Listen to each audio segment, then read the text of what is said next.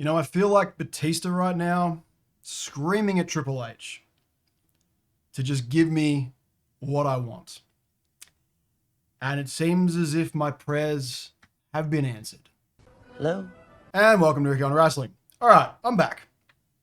I've been gone for about a month. Stuff happened. Life got in the way of doing all this. But I'm back. And I'm keen to talk about this because, oh my God, the thing that I have been waiting for since the end of 2023, Survivor Series, CM Punk returns to WWE. 6 months later, John Cena announces his retirement tour. That 2025 will be his last year in WWE and he's going to do a big tour and everything. And all I could think that entire time was just one thing. John Cena versus CM Punk one final time. And we're getting it. Now, we are getting it at Night of Champions. I'm going to just circle back around to that at the end of the video because I've got some things to say about that. But right now, I just want to talk about the facts in front of us. And the facts in front of us are CM Punk versus John Cena for the WWE title in the year of our Lord 2025. And I'm excited. I'm so excited. I do want to slightly temper my expectations. I want to talk about the promo on Raw and then the promo on SmackDown this week. Talk about where I think this is going to go, what I think is going to happen in the meantime between now and Night of Champions, and also just kind of gush for a bit, just the fact that I've wanted this for so long. I'm happy we're getting it, but I do have reservations. So let's sort of like break this video down in a couple of bits. Let's talk about the fact that this is happening. I'm going to gush for a bit. Then we're going to talk about the promos. Then we're going to talk about what I think is going to happen in the lead up to this match. And then we're going to talk about where it's taking place, which...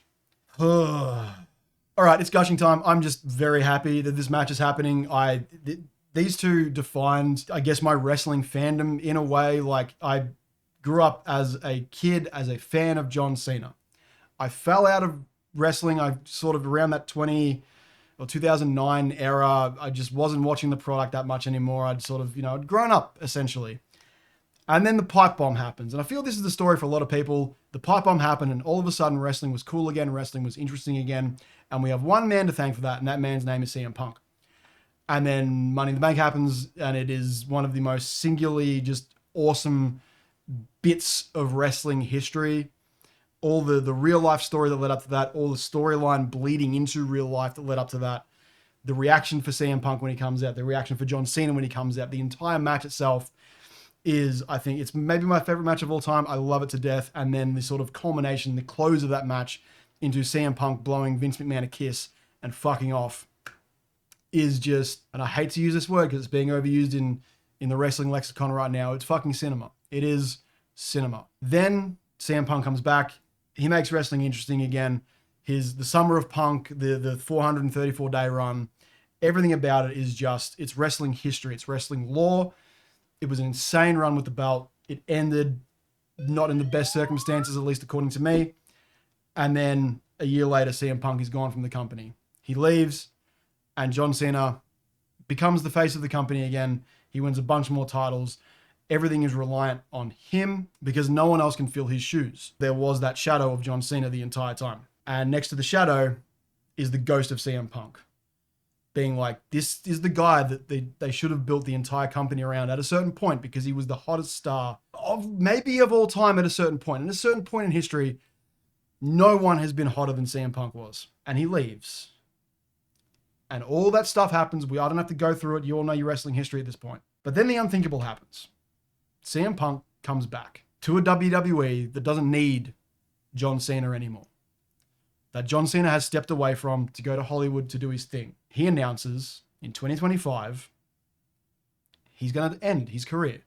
At the end of 2025, this is it. And CM Punk is back in the company. And all my brain can do is go, these two have to have a match. It needs to happen. I did not think for the life of me we would get a scenario where Cena is a heel and Punk is a face. I thought it would be a face v face thing because right now turning Punk heel, just doesn't seem to be on the cards, and that's fine. He can run as the anti-hero, the tweener, whatever word you want to use for what CM Punk's character actually is. I did not expect this, and it's cool. It's so cool to see them have swapped the roles completely. And I'm just glad that I get to see this one more time, and I think if anyone watched my Night 1 WrestleMania review, You know my feelings on CM Punk. I love this guy to death. He is my favorite wrestler of all time.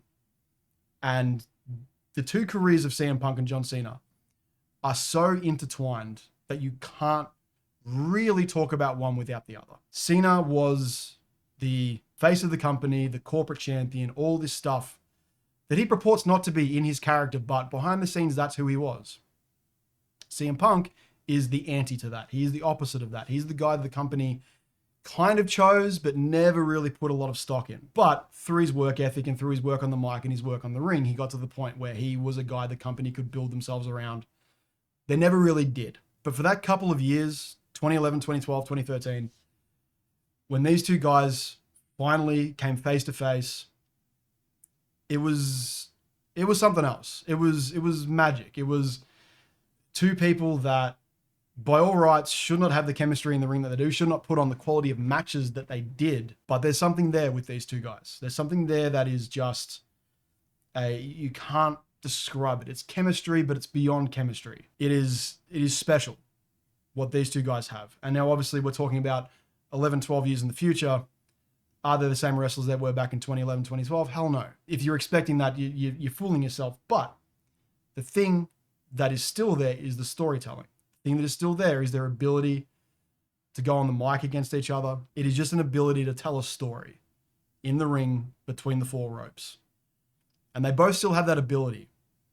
Just physically, they're both just older now, and they're going to have to tell the story physically a different way. If you had have told me this 2 years ago, before Punk came back, I would tell you that you're insane, that this is not ever going to happen, and it's happening.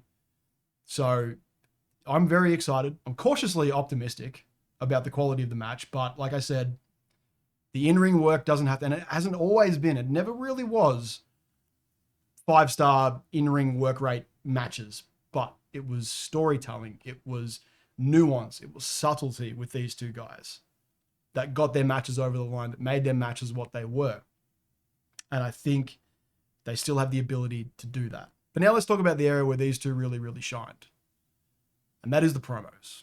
Because they have some of the most legendary promos against each other, with each other. And we got a little taste of that this week on Raw and SmackDown.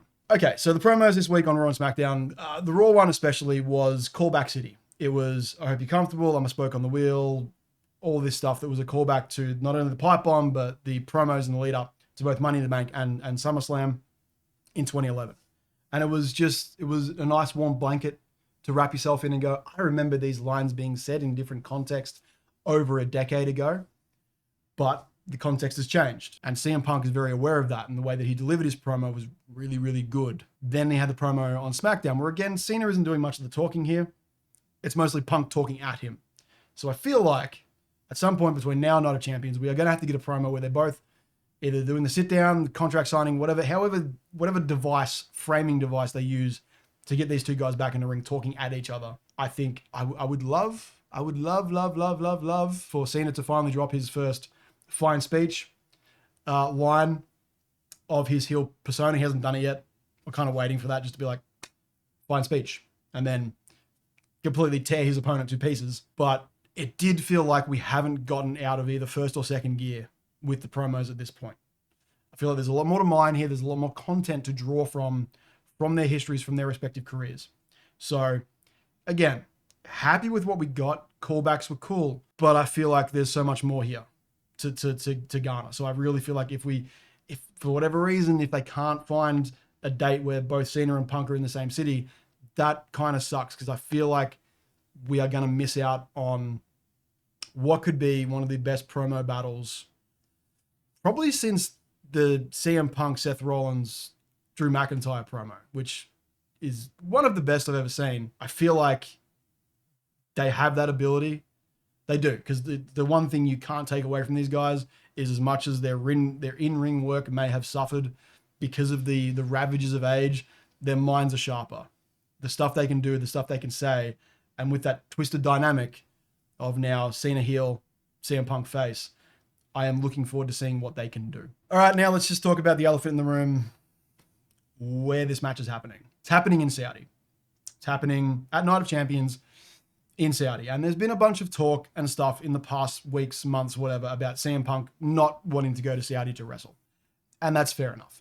And I am not going to bring my own personal politics into this. This is a wrestling show. This is supposed to be fun. I'm supposed to talk about, muscle pantomime, this thing that I love. I'm not going to really draw my own personal politics here, but let's just put it simply. Don't like Saudi. Not a big fan. Have really not been a big fan of the shows they've put on over there. Most of it has been, hey, look at this thing from the past. DX getting back together.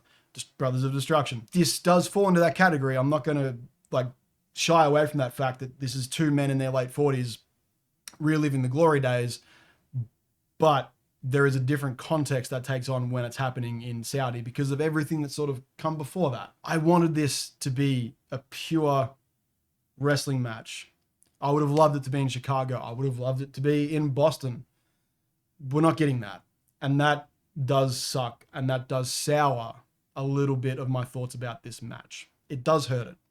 I think anyone saying that it doesn't is kind of kidding themselves. It does give me pause about what this match could be because the Saudi audience kind of expects something different to the North American audience or just a Western audience in general. They expect grandeur, spectacle, all that sort of stuff, the huge entrances. That is what it feels like the Saudi audience wants more than a really good story told between two very good wrestlers in the middle of the ring. That doesn't seem to matter as much, which is a shame because it should. Because that's what wrestling is. It is physical storytelling. It is muscle pantomime. It is all these things.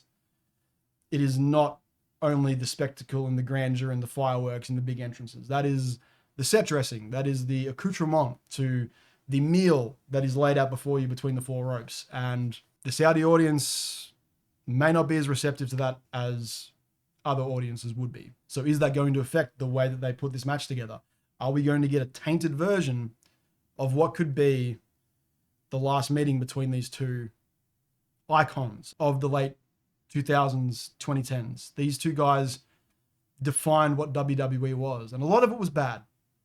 But man, when it was good, it was really, really good. There was some of the best moments of the past 20 to 30 to 40 years happened in that little sliver of time where CM Punk and John Cena were going back and forth trying to be the face of the company. And if there is a possibility that is kind of tainted by the fact that this match is happening in Saudi Arabia, that sucks.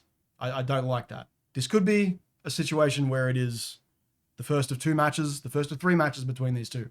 I know Cena only has a certain amount of matches left on his schedule, and there are plenty of other opponents he is yet to face, but the chance to not only have Cena and Punk happen once, maybe twice, maybe three times, I think needs to be thought about long and hard because it's Cena and Punk, two of the best to ever do it. And every time they locked up, something special happened. And I want that again. Whether we get it or not, who knows? But just to give them the chance, just to give them the opportunity to do it one more time and put on a match that we all talk about forever, like Money in the Bank, I think they deserve that opportunity. Those, I guess, are my thoughts about CM Punk and John Cena. We'll see what happens. Again, I am cautiously optimistic about this. I really can't wait for another promo battle between the two. Like I said, I think they haven't gotten out of first or second gear yet. I think there's more levels they can go on the mic. In ring, we kind of all know that they are limited at what they can do now comparatively to 12 years ago. But again, the storytelling aspects of these two wrestlers has never been the work rate. It has been the subtlety. It has been the nuance. So I think we can still get that from these two where they are right now in their lives. So anyway, that will do it for this video. I just really wanted to talk about this because it is something that I have wanted for so long, and now we are just around the corner from it happening. I just wanted to get a bunch of my thoughts off my chest. So what are you guys thinking about this match? Let me know in the comments down below. Are you excited for this match? Do you care that it's happening in Saudi? Do you think they're going to still be able to put on a 5-star classic match at their age? I want to know all opinions and comments down there. Thank you so much for watching. I genuinely appreciate it. And as always, bye.